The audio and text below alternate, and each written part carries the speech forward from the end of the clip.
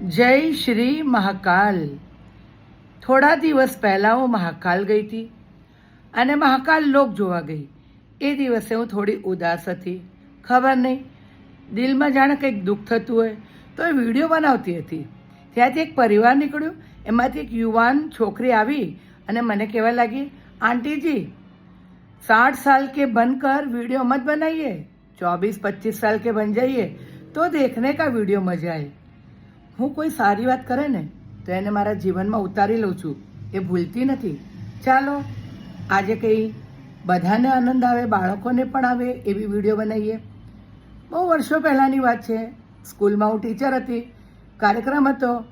એક વિદ્યાર્થી એક વાત કહી હતી. ચાલો સંભળાવું. એ વિદ્યાર્થી એક વાત એવી કરી હતી કે એક પરિવાર એક હોટલમાં જમવા ગયો. રવિવારનો દિવસ હતો. પરિવારજનો મળીને ગયા હતા. હસતા, આનંદ કરતા, કિલ્લોલ કરતા બધા બેઠા હતા.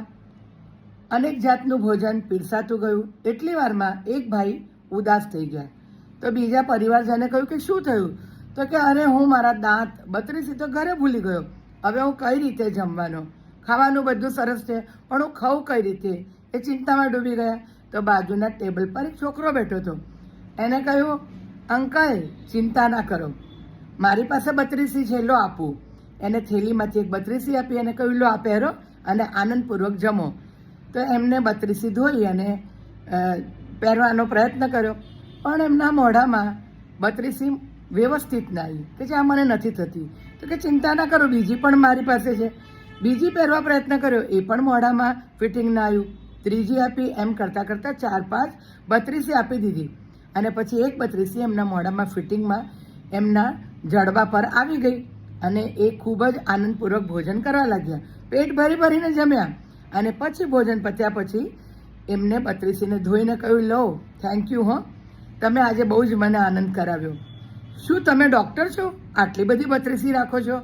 તો કે ના, હું ડૉક્ટર નથી, હું સ્મશાનમાં ઝાડુ વાળું છું.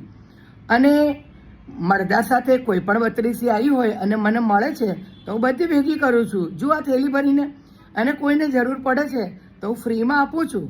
આ પણ પુણ્યનું કામ છે ને. ઉપરથી મને કેટલા આશીર્વાદ મળતા હશે. પછી એમને ખબર પડી કે આ તો મળદા પર પહેરાયેલી બત્રીસી હતી કે મળદાની પાસે મૂકી હશે કોઈએ, પરિવારજનોએ. પછી તો એમને જે સાંભળ્યું ને, ઉલટીઓ થવા માંડી, ઉપરા ઉપરી ઉલટીઓ, કે જે અમે શું ખાધું? અરે મેં એક મળદાની બત્રીસી પહેરીને ભોજન કર્યું. એમને એવી મગજ ઉપર અસર થઈ તો કે ચિંતા ના કરો, હું ધોઈને લાવ્યો છું, આ તો પુણ્યનું કામ છે, તમે પેટ ભરીને જમ્યા.